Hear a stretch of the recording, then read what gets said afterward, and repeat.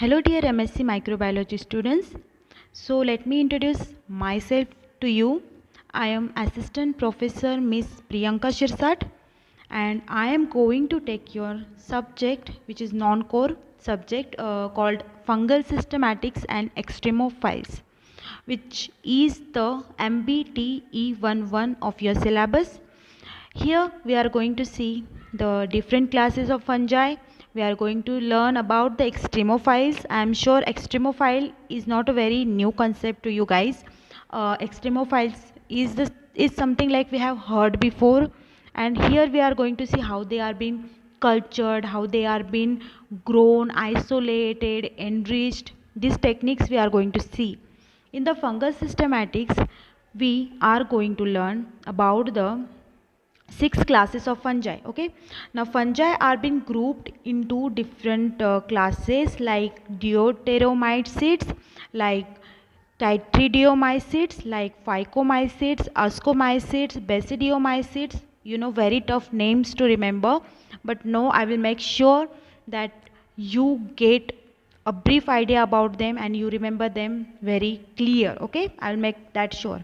Here we are going to see how they are being classified, on what basis are they are being classified, and along with that हम ये भी देखने वाले हैं कि उनमें ऐसी क्या खासियत है, क्या खूबियाँ हैं, ओके, जिसके बेसिस पर उनको कैसे क्लासेस में कैटेगराइज किया है. Okay, also along with that हम ये भी देखने वाले हैं कि इनकी मॉर्फोलॉजिकल कैरेक्टर्स, कि वो कैसे रोल प्ले करते हैं, उनकी मॉर्फोलॉजी हो, उनका एक्सटर्नल अपीयरेंस हो, वो कैसे रोल प्ले करता है, उनको डिफ्रेंशिएट करने में, उनको कैटेगराइज करने में वो क्या रोल प्ले करता है. What plays role? That is the morphological characters and how they are being classified. Okay, then we are going to see about the extremophiles. So extremophiles क्या होते हैं? I am sure आपको पता होगा, but still I am going to tell you for your better understanding. तो extremophiles वो organisms होते हैं, इनके नाम में ही क्या है, एक्सट्रीम. एक्सट्रीम मतलब क्या, कुछ hard condition.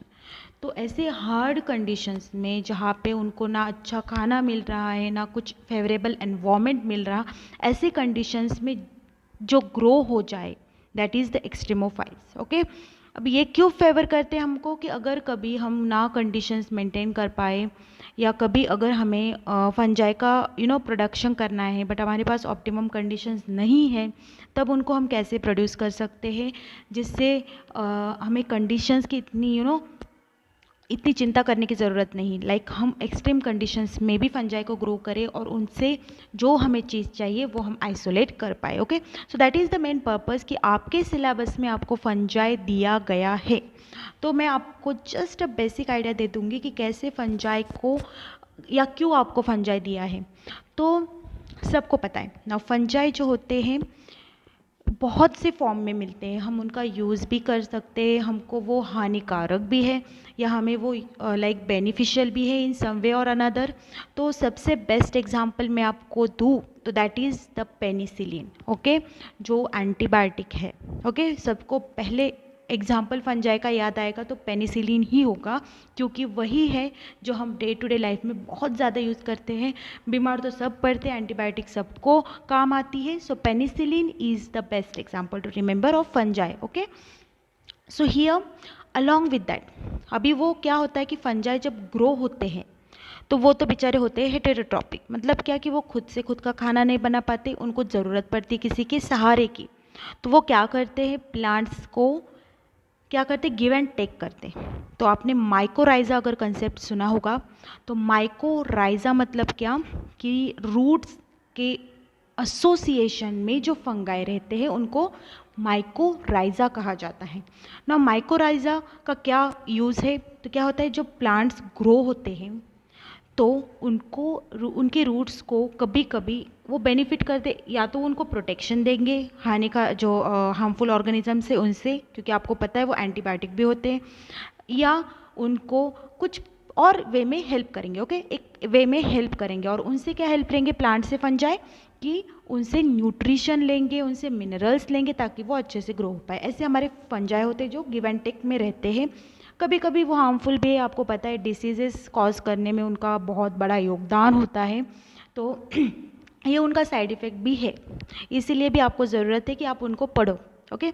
Along with that उनका हमारे फूड इंडस्ट्री में भी बहुत ज़्यादा कंट्रीब्यूशन है, बिकॉज फूड इंडस्ट्री में क्या होता है कि हम जो डिफरेंट डिफरेंट प्रोडक्ट्स सिंथेसाइज करते हैं, लाइक बेकरी, आपको सबसे ज़्यादा एग्जांपल कॉमन बेकरी में सैक्रोमाइसिस बहुत यूज़ किया जाता है, आपको पता है ईस्ट यूज़ किया जाता है, दैट इज़ द सैक्रोमाइसिस। तो ईस्ट से क्या बनता है फिर वो बेकरी में वो जो ब्रेड बने या फिर जो भी आपको चीज़ें चाहिए, केक्स बने, वो सब कहीं ना कहीं फंजाई की मदद से होता है। तो ये सब चीज़ें like that is Y fungi जो है आपके स्टडी में है। तो आपको अगर कुछ नया डिस्कवरी हुआ फंजाई का, तो आप उससे कैसे कंट्रीब्यूट कर पाओगे हमारे कंट्री को, या इन्वेंशन कर पाओगे अलग अलग फंजाई, क्योंकि आप अभी साइंटिस्ट बनने वाले हो, you are at the MSc level, तो आप इसका कैसे फ़ायदा ले सकते हो, that is why it is been putting up for study. तो आपको अच्छे से पढ़ना है इसको, और then you are going to do the research, you are going to be the scientist. तो आपको ये बहुत काम आने वाला है। ओके, सो नाउ आपको जस्ट फंजाई का एक बेसिक इंट्रोडक्शन दे दूंगी, क्योंकि आपको पता है ऑलरेडी फंजाई आपने बेसिक 12th स्टैंडर्ड में भी पढ़ा होगा या बीएससी में भी पढ़ा होगा। जस्ट मैं आपको आइडिया आज देने वाली हूँ कि इस सब्जेक्ट का, एंड दैट इज़ वाई मैं आपको बस फंजाई से इंट्रोड्यूस करवाने वाली हूँ फिर से। ओके, जिसको आप पहले से जानते हो, बस इंट्रोड्यूस करने वाली हूँ। ओके, ये फंजाई, उनको प्लूरल फॉर्म में ही फंजाई बोला जाता है, जो फंगस का एक शॉर्ट फंगस का ग्रुप को हम बोलेंगे fungi. Okay, now the member of the large group, now they are eukaryotic organism. ओके, और वो यूकैरियोटिक ऑर्गेनिज्म क्या बहुत छोटा ग्रुप नहीं यूकैरियोटिक का, वो बहुत ज़्यादा ऑर्गेनिज्म है, उन्हीं में से एक है फंजाई। ओके, नाउ सबसे ज़्यादा कॉमन फंजाई अगर आपको पता हो, then they are the mushrooms. Okay, very familiar, आप सबको पता है mushroom, and they are the very familiar fungi to you. Now here आपको पता होगा विटेकर क्लासिफिकेशन, जो विटेकर जी ने क्लासीफाई किया था ऑर्गेनिजम्स को इनटू 5 किंगडम्स। तो मोनेरा था, प्रोटिस्टा था, फंजाई था, एनिमालिया था, प्लांटी था। तो उसमें से एक है fungi. Okay, we all know that, very basic. तो वो सेपरेट है कि वो प्लांट से मिलता नहीं, वो एनिमल से ज़्यादा मिलता नहीं, प्रोटिस्टा से मिलता नहीं, बैक्टीरिया से मिलता नहीं, इसलिए उनको अलग किंगडम में रखा गया है, that is the fungi. Whittaker ने क्लासिफिकेशन में उनको अलग ग्रुप दिया है। ओके, हियर इनमें क्या डिफरेंस है अभी बेसिक, कि वो प्लांट से कैसे अलग है या एनिमल से कैसे अलग है। तो इनमें होता है content, that is cell wall content होता है काइटिन। अब काइटिन आपको पता होगा कि इंसेक्ट्स में भी रहता है, बट यहाँ पे ये फंजाई की एक यूनिक प्रॉपर्टी भी कह सकते हैं कि उनमें काइटिन रहता है। बाकी आपको पता है प्लांट्स में तो सेल्यूलोज रहता है, एंड बैक्टीरिया में भी they have the different content like peptidoglycan, lipid हो सकते हैं, बट यहाँ पे फंजाई का कंटेंट है that is the cell chitin. Okay, here fungi को अगर हम स्टडी करें तो वेरी बेसिक उनको माइकोलॉजी कहा जाता है, very basic. Now the genetic studies have shown that कि फंजाई जो होते हैं, स्टडी करने के बाद उनको पता चल गया कि फंजाई जो होते हैं वो बहुत ज़्यादा एनिमल्स से मिलते हैं, नॉट लाइक प्लांट से। हमको लगा होगा कि प्लांट से मिलते होंगे ज़्यादा, बट नहीं, फंजाई एनिमल से मिलते जुलते हैं। बिकॉज वाई, क्योंकि सबसे पहली बात तो वो जो होते हैं उनका कंटेंट काइटिन होता है, जो कहीं ना कहीं मिलता है एनिमल सेल से, जैसे कि इंसेक्ट। ओके, सेकंड चीज़ ये है कि वो हेटेरोट्रॉपिक होते हैं, दैट मीन्स कि जैसे हम एनिमल्स अपना फूड खुद सिंथेसाइज नहीं कर पाते, वैसे ही फंजाई एसोसिएशन में ग्रो होते, या तो वो पैरासाइटिक ग्रो होते या तो वो सिम्बायोटिक ग्रो होते, वो अकेले ग्रो नहीं हो पाते independently. Okay, so they need some support to grow, that is why they are similar to animals like us. Okay, then along with that उनका जो हमें भी पता है हमारे लिवर में ग्लाइकोजन स्टोर रहता है as a form of storage. Okay, storage food या रिजर्व। तो वैसे ही फंजाई में भी जो है glycogen is a source of food और द एनर्जी जो वो स्टोर करके रखते हैं अपने सेल में। ओके, सो ये बेसिक सिमिलैरिटीज़ है एनिमल्स और फंजाई में, जिसकी वजह से ऐसा स्टडीज़ में देखा गया है कि वो एनिमल सेल से ज़्यादा मिलते हैं, ज़्यादा उनका जो वी कैन से उनका जो स्ट्रक्चर हो या उनका जो mode of like eating food, they are almost similar. Okay, nutrition I will say rather. तो यहाँ पे जो फंजाई होते हैं तो वो नॉन मोटाइल अगर हो तो वो एक तो सैप्रोफाइट्स होंगे। सैप्रोफाइट्स आपको पता होगा कि डेड मैटर्स पे ग्रो होते हैं। ओके, लिविंग मैटर्स पे ग्रो होते हैं वो होते हैं पैरासाइट्स, और जो डेड मैटर पे ग्रो होते हैं वो होते हैं saprophytes. Okay, remember this point. तो एक चीज़ है कि ये तो एक तो saprophyte that is dead matter पे, आपको पता होगा मशरूम वगैरह डेड मैटर्स पे ग्रो होते हैं, या वो पैरासाइट्स हो सकते हैं जो डिसीज कॉज करते हैं, वी ऑल नो। देन उनके जो न्यूक्लियर मेम्ब्रेन होता है, उनमें वी कैन से न्यूक्लियाई को सराउंडिंग न्यूक्लियर मेम्ब्रेन होता है, जो अगेन हमारे यूकैरियोटिक सेल का एक मेजर कैरेक्टरिस्टिक है कि वेल डेवलप्ड न्यूक्लियस होता है। अलॉन्ग विद दैट वो रिप्रोड्यूस होते हैं ईदर बाय बर्डिंग और by forming the spores. Okay, इनका मोड ऑफ रिप्रोडक्शन होता है, एक तो वो बर्डिंग करेंगे या तो फिर स्पोर्स फॉर्म करेंगे। ओके, बर्डिंग ये तो असेक्सुअल रिप्रोडक्शन हुआ, और spores formation is a sexual kind of a reproduction. Now here ये होते हैं non photosynthetic, that means they are heterotrophic. Okay, जो मैंने आपको पहले बताया कि वो अपना फूड खुद सिंथेसाइज नहीं कर पाते, that is why they are been categorize into non photosynthetic or the heterotrophic organisms. Okay, now morphologically maybe, okay, वो कुछ सिंपल से सेल होंगे लाइक ओवल सेल होंगे, या तो हाइपी, जैसे कि मशरूम में आपने देखा होगा कैसे एक ग्रोथ होती है लाइक थ्रेड लाइक ग्रोथ, तो वो हो सकता है उनमें, या तो वो बस सिंगल सेल हो सकते हैं। ओके, मतलब द यूनिसेलुलर भी हो सकते हैं और मल्टी सेलुलर भी हो सकते हैं। नाउ हियर द फंजाई जो है वो फंजाई का एक बेसिक यूनिट होता है, आपको पता होगा, ये आपने बहुत बेसिक बॉटनी में भी स्टडी किया होगा, तो उनका बेसिक यूनिट होता है हाइपी। ओके, हाइपी मतलब एक सेल हुआ फंजाई का, खूब सारे जो है हाइपी मिला दो बन जाएगा माइसेलियम, माइसेलियम मिला दो बन जाएगा फंजाई, एक बेसिक थिंग है, आपको पता होगा। ओके, नाउ हाइपी जो होते हैं, जो बेसिक सेल होते हैं, वो एक तो सेप्टेट हो सकते हैं, दैट इज़ वो कंपार्टमेंट्स में डिवाइडेड हो सकते हैं कि एक सेप्टा है उसके बाद एक सेप्टा है, ऐसा सेप्टम यानी कि डिवाइडेशन होता है, उनमें बाउंड्री होती है। देन या तो वो फिर उनमें बस न्यूक्लियाई होते हैं और उनमें कुछ बाउंड्री वगैरह नहीं होते, वो असेप्टेड होते हैं। ओके, और वो यूनिसेलुलर मल्टीसेलुलर मैंने आपको बता दिया, और माइक्रोस्कोपिक भी होते हैं मोस्टली लाइक मोल्ड्स और ईस्ट, मतलब क्या माइक्रोस्कोप की मदद से ही उनको ऑब्जर्व किया जा सकता है, बहुत छोटे होते हैं, तो वो मोल्ड्स है। और ईस्ट आपको पता होगा, मोल्ड्स मतलब क्या मल्टी सेलुलर फंजाई होते हैं, और ईस्ट क्या होते हैं, वो यूनिसेलुलर फंजाई होते हैं, रिमेंबर दिस थिंग।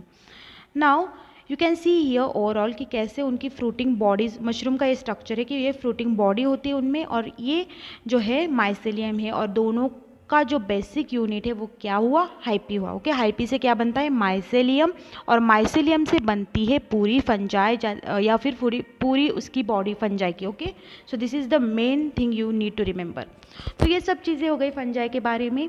तो इसके अलावा एक बहुत इंपॉर्टेंट जो इंटरेस्टिंग थिंग मैं आपको बताने वाली हूँ अभी, तो वो है फंजाई की डिस्कवरी कैसे हुई। आई एम श्योर बहुत लोगों को पता होगा या बहुत लोगों का नहीं पता होगा, तो यहाँ पे मैं आपको बता दूंगी तो पता भी लग जाएगा। सो यहाँ पे फंजाई का क्या होता है, जो डिस्कवरी था वो मिस्टर अलेक्जेंडर फ्लेमिंग ने किया था, आपको पता होगा ये। तो ये जो अलेक्जेंडर फ्लेमिंग है, उन्होंने क्या किया, उनको ग्रो करना था कुछ और, वो कर रहे थे कुछ बैक्टीरिया ग्रो, तो उसी में उनको कंटामिनेशन हो गया, और उनको ऐसा एक फंगस का ये दिखा, स्ट्रक्चर दिखा ऑन द प्लेट, और फिर उन्होंने ऑब्जर्व, वो दुखी हो गया, अभी ऑब्वियसली उनका कुछ रिसर्च वर्क चल रहा होगा और वहाँ पे कंटामिनेशन आए तो किसको खुशी होगी, वो दुखी हो गए।